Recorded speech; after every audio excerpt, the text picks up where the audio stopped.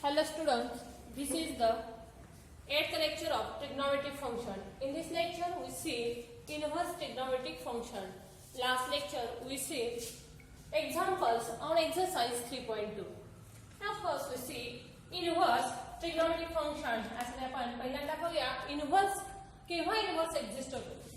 Suppose a function is from a to b is a 1 on 2. Then and then its inverse exists. Given function is from a to b is 1 on 2. Then its inverse exists and it written as f inverse is from b to a. आता 1 on 2 means काय? एकाच एक आणि हे कसं define होतं? समजा a हा सेट आहे, यामधले एलिमेंट्स घेतले आपण आणि b हा सेट असेल तर यामधल्या प्रत्येकाला यामध्ये प्री इमेज असतेच. इमेज असते आणि प्रत्येकाला इमेज आहे हा ए यामधल्या. तर बी मधल्या प्रत्येकाला जेव्हा ए मध्ये फक्त एक आणि एकच प्री इमेज असेल तेव्हा दिलेला फंक्शन हे 1 आउट असतो आणि मग अशाच फंक्शनचा इनव्हर्स एक्झिस्ट होतो. आता आपण पाहणार आहोत ट्रिग्नोमेट्रिक फंक्शन्स. आता ट्रिग्नोमेट्रिक फंक्शन्स यामध्ये a to b यासाठी a म्हणजे काय? a is a domain and b is a range. a ला काय म्हणतात? डोमेन. a मध्ये जर एलिमेंट्स असतील, for example take this as x आणि यामध्ये एलिमेंट्स जर y मानले तर आपण y is equal to f of x असं फंक्शन डिफाइन करतो आणि जर ते 1 आउट असेल तर x बरोबर f इनव्हर्स ऑफ y या पद्धतीने डिफाइन होईल. कारण इथे बघा f from y to x, therefore f of y is equal to x, x is equal to f of y. तसे यामध्ये एलिमेंट्स इज इक्वल टू. ठीक आहे, यासाठी आपण पहिल्यांदा ट्रिग्नोमेट्रिक फंक्शन्स त्यांचे डोमेन आणि रेंज बघूया. Trigonometric functions it's a domain and range. First function is a sine function. Sine आणि कॉस आपण एकत्रच घेऊ. यासाठी डोमेन म्हणजे काय? इथं असणाऱ्या व्हॅल्यूज किंवा एक्सच्या व्हॅल्यूज किंवा साइन थीटा आपण म्हणतो sine theta is equal to y. आता थीटा म्हणजे काय घ्याल तर अँगल. अँगल कसा घ्यायला हवा? काही त्यामध्ये डिफाइन आहे का की अँगल याला डिफाइन होतो याला होणार नाही, 0 ला होतो 360 ला होतो किंवा काही असं डिफाइन नाही. कोणताही एनी अँगल इथं चालतो आणि any angle which is lying in a set of real numbers and therefore sine आणि कॉस या फंक्शनचे डोमेन कुठे असतील तर ते सेट ऑफ रियल नंबर्स मध्ये. त्यांच्या व्हॅल्यू तर y साइन थीटा समजा साइन 30 आपण डिफाइन केला तर त्याची व्हॅल्यू आपल्याला मिळते 1/2. म्हणजे त्याची व्हॅल्यू ही आहे रेंज आणि ही व्हॅल्यू कुठे मिळते? It is lies between -1 to +1. हे आपण लास्ट इयर मध्ये पाहिलेलं आहे. Now next trigonometric function is a tan and cot. आता tan आणि cot साठी तुम्हाला माहिती आहे की tan फंक्शन π/2 ला 3 टाइम्स ऑफ π/2 ला डिफाइन होत नाही. डिफाइन होत नाही याचा अर्थ काय? त्याची व्हॅल्यू एक्झिस्ट होत नाही. That is it gets infinity. आता tan कुठे कुठे इन्फिनिटी मिळवतो देतो तर त्यासाठी आपण बघूया tan फंक्शन किंवा tan हा रेशो आधी कसा डिफाइन होईल? yes it is a sin upon cos. ना cos कुठे 0 आहे? जिथं cos 0 असेल तिथं tan हे फंक्शन नॉट डिफाइंड होते. आता cos 0 म्हणजे x ची व्हॅल्यू, कारण cos थीटा बरोबर आपण x डिफाइन करतो आणि मग x ची व्हॅल्यू कुठे 0 आहे त्यासाठी मी पॉझिटिव्ह x ऍक्सिस वरती 1 0, positive y axis 0, y axis वरती 0 1, s इज -1 0 0 -1. आपण हे काय घेतले तर 1 युनिट डिस्टन्स वरचे हे पॉइंट्स घेतलेले आहे. याच्यावरून आपण ट्रिग्नोमेट्रीच्या क्वाड्रंटल अँगलच्या व्हॅल्यूज मिळवू शकतो सहज. and therefore cos 0 that is x ची व्हॅल्यू 0. x 0 आहे का इथं? नाही. इथं आहे का? yes. y axis related x 0 आहे. y axis काय डिफाइन होतो? yes it is 90 degree. 3 times of 90, 5 times of 90, 7 times of 90, 9 times of 90. that is कुठे कुठे y axis डिफाइन झाले? yes it is defined for all times of 90.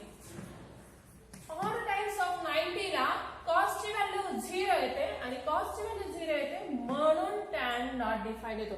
आणि असा angle आपल्याला delete करायचा आहे. therefore we take this domain is as r minus delete the odd times of 90. Odd number can be written as 2n plus 1 90, that is pi by 2. and here is n is a variable. तो कोण असतो, कसा असतो, त्यासाठी ही लिहा n belongs to set of integers. then its values gets. आता याच्या values जिथं मिळतात त्याला आपण रेंज असं म्हणतो. तर याच्या व्हॅल्यूज मिळतात त्या म्हणजे कोणताही सेट ऑफ रिअल नंबर मध्ये त्या असतात. त्याच्या व्हॅल्यू साइन आणि कॉस सारख्या बंधनात नाहीत किंवा त्या रिस्ट्रिक्ट केलेल्या नाहीयेत. and therefore we return this as r. its range is r. आता त्यासारखेच आपण डिफाइन करूया कॉट. कॉट साठी परत हीच फिगर फक्त आपण डेफिनेशन कॉटची म्हणूया as cot is cos upon sin. Sine जिथे 0 येईल तिथं व्हॅल्यू कॉटची नॉट डिफाईन आहे. आता साइन कुठे 0 येतो, as sin 0 along x axis. आता मी परत तेच फिगर लिहिलेली आहे, काढलेली आहे पहा. आपल्याला साइन म्हणजे कोण, साइन म्हणजेच y कोऑर्डिनेट चेक करा. y कोऑर्डिनेट कुठे 0 आहे, along x axis. आता x axis वरचे अँगल्स कसे असतात, as it is a 0 किंवा पाय, 2 पाय, 3 पाय, 4 पाय, like this. that is n पाय. किंवा आपण म्हणू याला इव्हन टाइम्स ऑफ 90. आता even times of 90 which is, that is even means आपण 2 घेतला, पाय बाय 2, 2 कॅन्सल, व्हॅल्यू मिळते पाय, 2 पाय, 3 पाय. that is कॉट साठी डोमेन कसा लिहा, as it is n पाय, n पाय. किंवा 2n इव्हन नंबर लिहितात, 2n या अक्षराने 2n of 90. that is 2 to cancel and therefore you get n pi. There is the n कोण आहे, व्हेरिएबल, तो डिफाइन करा. तो कोण आहे, सेट ऑफ इंटिजर्स मधलाच असा लावा. तर याच्या व्हॅल्यूज मिळतात त्या टॅन सारख्याच सेट ऑफ रिअल नंबर मध्ये. आता राहिले कोण, sec theta and cosec theta. Sec आणि कोसेक साठी डोमेन काही आहे का, डोमेनचा विचार करावा लागतो का, आता कोणताही रिअल नंबर चालेल नाही. सेक आणि कोसेक. आता सेक म्हटलं की काय डिफाइन होतं, एस सेक म्हणजे 1/cos. कॉस कुठेतरी 0 आहे, आपण आता शोधला ना, कॉस 0 आहे अलॉंग y एक्सिस. आणि जिथं कॉस 0 आहे तिथं नॉट डिफाइन. नॉट डिफाइन जिथे तो आपल्याला अँगल नको आहे. and therefore r minus. आता कोणाशी रिलेटेड आहे, 1/cos. cos means tan. tan denominator मध्ये, टॅनच्या डिनॉमिनेटर मध्ये कॉस आहे, तसंच सेकच्या डिनॉमिनेटर मध्ये ही कॉस आहे. आणि म्हणून आपले डोमेन टॅन आणि सेकचे सारखेच येतील. 2n plus 1 of pi by 2. n belongs to set of integers. Cosec theta is equal to r minus n pi. n belongs to set of integer. आता हे झाले आपले डोमेन्स तयार झाले. रेंज साठी आपल्याला परत विचार करायला लागतो का, एस लागेल. कारण साइन आणि कोसेक आणि सेकच्या the reciprocals of sine and cos and are 4. आता इथं 0 येतात मान्य आहे, मात्र साइन आणि कॉसच्या व्हॅल्यू जिथे येतात त्याच्या रिसिप्रोकल व्हॅल्यूज आहेत सेक आणि कोसेकच्या. म्हणजेच हा इंटरवल सोडून सगळ्या व्हॅल्यूज तुम्हाला रिसिप्रोकल. म्हणजे एक एक्झाम्पल आपण बघूया. जर साइन थिटाची व्हॅल्यू 1/2 असेल तर कोसेक थिटाची व्हॅल्यू किती असते, 2 असते. साइन थिटा कुठून कुठे आहे, -1 ते +1 मध्ये. तर कोसेक थिटा त्यामध्ये आहे का, आला का, नाहीये. म्हणजेच आपल्याला इथं रेंज डिफाइन होते. ती कशी होते, which is सगळा set of numbers real numbers आहे, मात्र कोण नको आहे, ओपन इंटरवल -1 ते +1 नको आहे. इथंही तसाच आहे. आपण आता या ओपन इंटरवलचा विचार करतो. ओपन इंटरवल म्हणजे क्लोज इंटरवल इन्क्लुडेड दिस. ह्या पण यामध्ये आहे, यामध्ये पण r मायनस मधले एलिमेंट्स नको आहेत, मात्र 1 आणि -1 हे इन्क्लूड आहे. तर हे कसं डिफाइन होतं, समजा sine of 90 is equal to 1.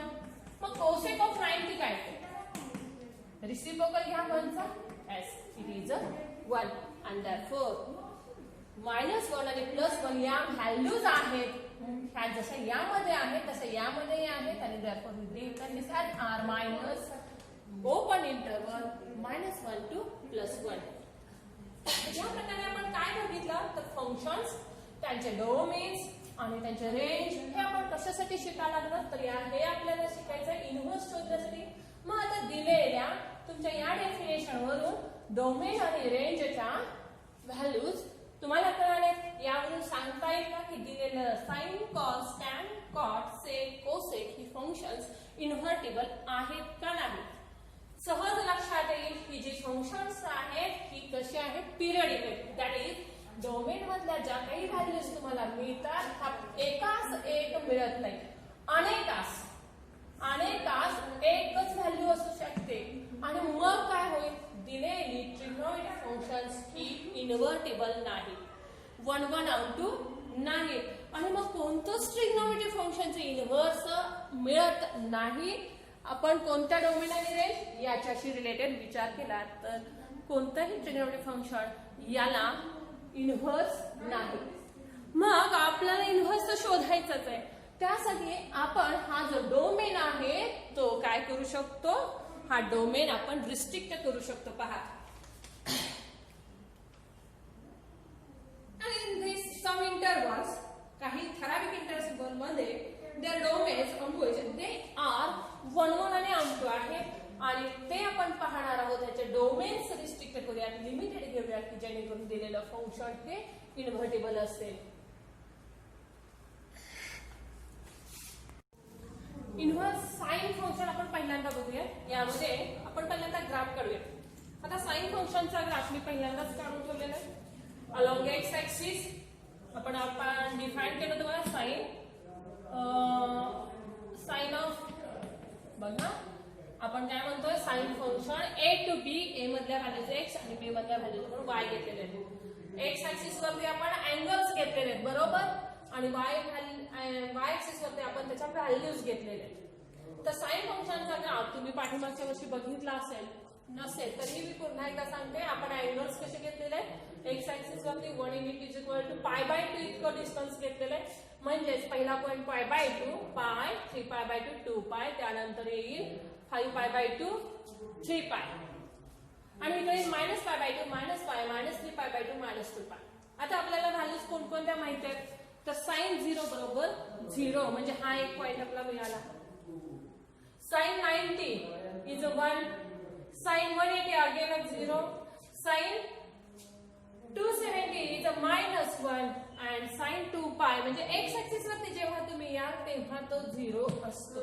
आता ही एक्स ऍक्सिस म्हणजे अशी नाही तर आपण मगाशी दाखवलेल्या फिगर प्रमाणे जेव्हा एक्स ऍक्सिस म्हणजे कोणकोणते अँगल्स घ्या 0π 2π व्हॅल्यूज काय पाहिजे 0 त्यानंतर 3π परत इथं जात असंच क्लॉकवाईज गेला तर 0 -π 0 -π -2π -3π व्हॅल्यूज 0 येणार आहेत. +1 केव्हा येईल 90 ला +1 270 ला म्हणजेच पॉझिटिव्ह एक्स ऍक्सिसला +1 निगेटिव्ह पॉझिटिव्ह वाय ऍक्सिसला +1 आणि निगेटिव्ह वाय ऍक्सिस येईल तेव्हा -1 म्हणजेच π/2 ला +1 3π/2 ला -1. तसंच इकडे बघा π/2 ला minus sine of minus theta is -θ आणि म्हणून साइन ऑफ -90 इज -1 आणि साइन ऑफ -3π/2 ला व्हॅल्यू इथं जी आहे त्याच्या उलट येते. इथं किती आहे -1 आहे तर याच्या उलट +1. अशा प्रकारे हा ग्राफ आपण तयार ठेवलेला आहे पहा आणि हे पॉइंट्स आपण प्लॉट केलेले जर ड्रॉ केले तर आपल्याला साइन फंक्शन ही वेव्ह आपल्याला अशी मिळत जाते. आता तुमच्या लक्षात येईल पहा काही ठराविक इंटरवल सोडले. आता मी फंक्शन डिफाइन केलं साइन ऑफ अँगल घेऊयात. कोणकोणते आपण अँगल निवडू शकतो बघा -3π/2 टू -π/2. इथं बघा व्हॅल्यू कोणताही ही वेव्ह तुम्हाला रिपीट दिसणार नाही आणि म्हणून इथून इथपर्यंतचा एक आपण फंक्शन जर घेतला तर ते फंक्शनला व्हॅल्यूज त्या एकच मिळते रिपीट होणार नाही. तसंच -π/2 टू +π/2 काय घेतला डोमेन -π/2 टू +π/2. व्हॅल्यूज कुठून कुठे मिळाल्या तर -1 ते +1. दॅट इज हा डोमेन घ्या. तर व्हॅल्यूज कुठून आहेत -1 ते +1 यामधल्याच व्हॅल्यूज या एवढ्या डोमेन साठी ह्या व्हॅल्यूज मिळाल्या. म्हणजेच काय सांगता आलं दिलेलं फंक्शन हे आता 1 1 आणि onto आहे. असं जर असेल म्हणजेच पाठीमागची डेफिनेशन मी तुम्हाला सांगितली होती पहा. Here from A to B the given function is 1 1 and onto then its inverse exists. तर हे दिलेलं फंक्शन कसं लिहिता येईल y is equal to f of x. Okay y यातली व्हॅल्यूज घ्या x मधल्या a हा सेट मधल्या x असतील तर y is equal to f of x. तर दिलेला फंक्शन 1 1 onto असेल तर याचा इन्व्हर्स एक्झिस्ट होतो आणि तो कसा लिहिता येईल is from b to a and then हे फंक्शन मग कसं येईल a मध्ये कोण आहे x is equal to f inverse of y. Okay आता मला दिलेलं हे फंक्शन आता काय झालं डोमेन आणि रेंज असा जर घेतला तर दिलेलं फंक्शन इज 1 1 and onto. कोणतेही फंक्शन जर 1 1 onto असेल then its inverse exist and this can be written as कोण आहे फंक्शन साइनचा इन्व्हर्स असा लिहिता येईल. कसा डिफाइन होईल -1 to 1 गिव्स व्हॅल्यूज कुठं मिळतील तुम्हाला प्रत्येक -1 ते +1 मधल्या सर्व व्हॅल्यूजना तुम्हाला किमती मिळणार आहेत अशा. आता हा ग्राफ आणि हा ग्राफ सेम नाहीत कारण हे दोन्ही फंक्शन्स वेगवेगळे आहेत आणि मग परत तुम्हाला याचा ग्राफ तुम्हाला तयार करावा लागतो. हा कसा तयार करायचा तुम्ही तो तुम्हाला दाखवते का. एक्स ऍक्सिस वरती आपण घ्यायचे हा एक्स ऍक्सिस वरती -1 ते +1 व्हॅल्यूज घ्या. -1 +1 आणि y ऍक्सिस वरती π/2 π 3π/2 2π -π/2 -π -3π/2 तर आपल्याला याचा हाफ डिफाइन करायचा असेल तर हा ग्राफ असा येईल पहा. -1 is a -π/2 0 and +1 is a +π/2 me angle इथं ठीक आहे. आणि हा ग्राफ किंवा ही वेव्ह आपण काढूया आणि मग त्यामध्ये याप्रमाणे डार्क करूया. चला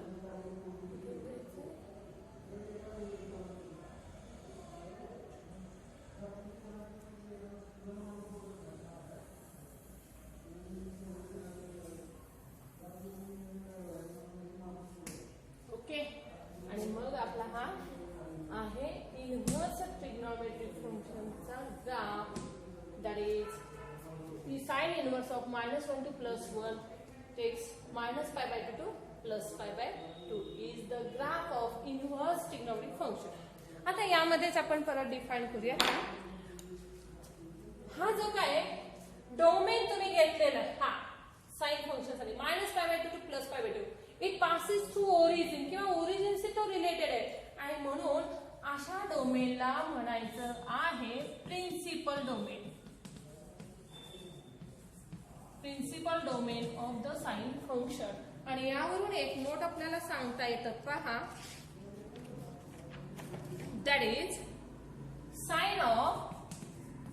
sign inverse of x is equal to x.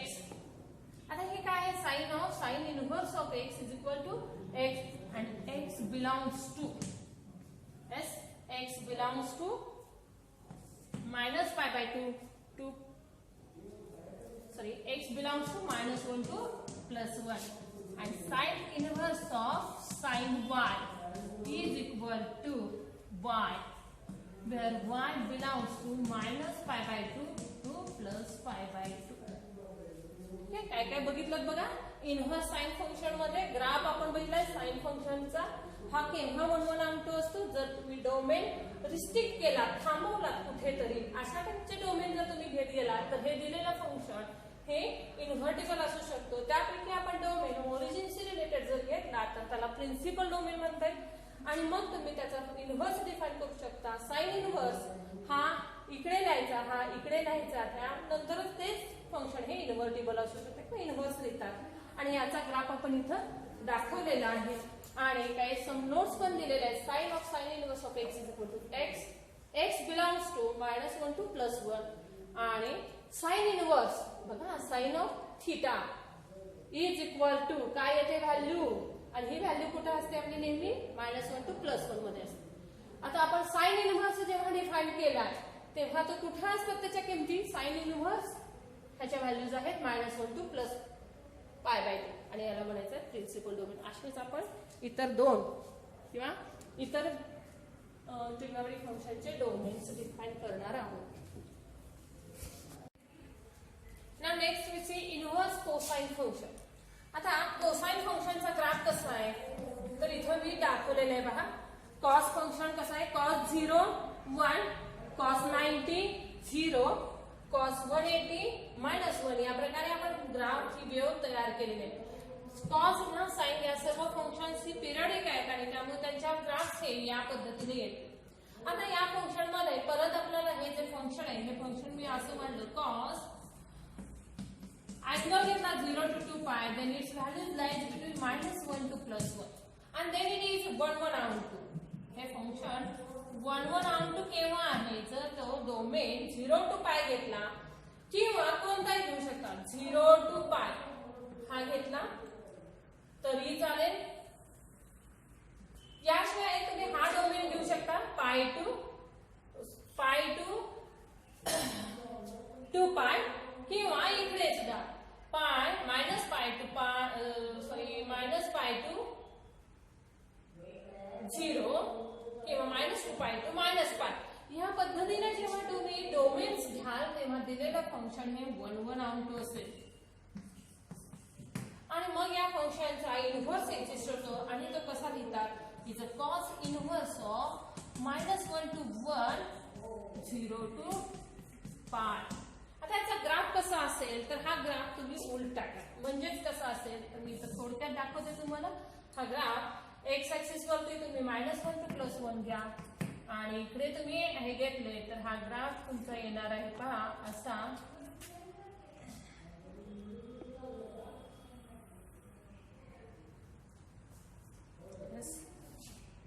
0 to π असाच ही वेव्ह येत जाणार आहे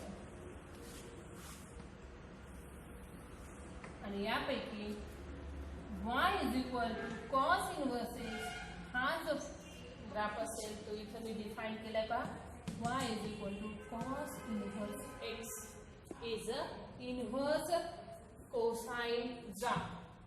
now next we see tan. Inverse tan function साठी आपण डिफाइन करूया.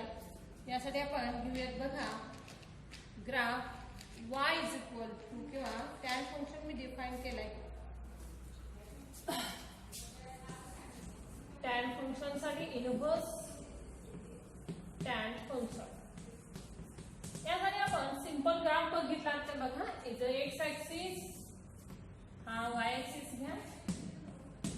तुम्हाला माहिती आहे ट्रिग्नोमेट्रिक फंक्शन tan हे नॉट डिफाइन आहे 90 ला आणि आपण म्हणून हे ग्राफ कसं ब्रेकेबल आहे पहा. त्याच वेव्हज आहेत परंतु त्या तशाच आहेत परंतु ब्रेक होत आहेत का तर त्या π/2 ला नॉट डिफाइन आपण डिफाइनच करू शकणार. 0 0 45 ला 1 tan -45 ला -1 परंतु tan 90 ला ती नॉट डिफाइन आहे म्हणजे ही लाईन म्हणजे π/2 मधून जाणारी ही लाईन आणि ही लाईन कितीही लांब जाते एकमेकांना जुळत नाही आणि असा हा ग्राफ इथं डिफाइन होतो. आता या ग्राफ हा झाला tan फंक्शनचा ग्राफ. याचा इन्व्हर्स डिफाइन करायचा असेल तर आपण परत इथं डोमेन रिस्ट्रिक्ट करणार आहोत. tan ऑफ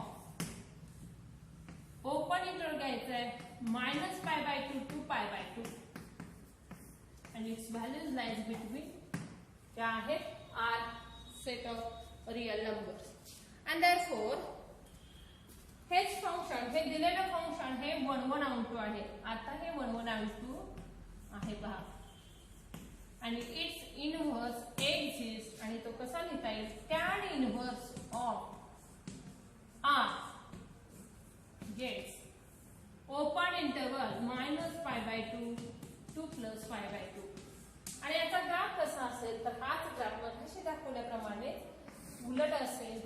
आपण एक इथं दाखवून बघूया. हा ग्राफ असणार आहे असा.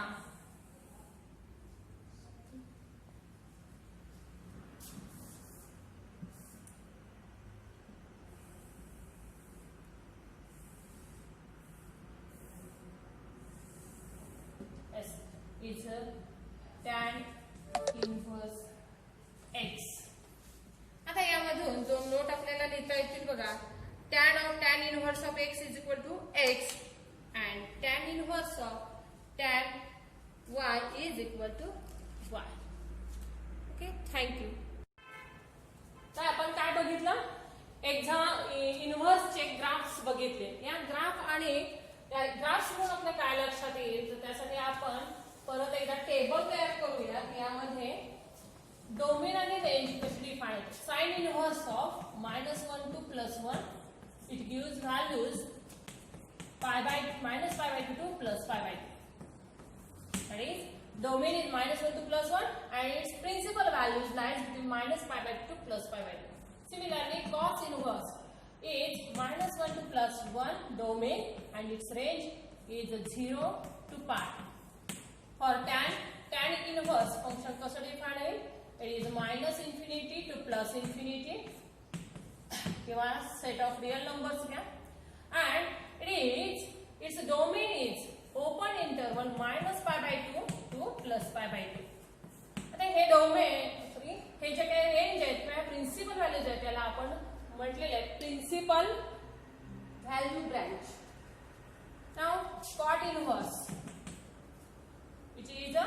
its domain is R and its values lies between open interval 0 to π. Sec inverse it is from R minus domain काय घ्यायचं आहे R minus -1 to +1 and its values gets here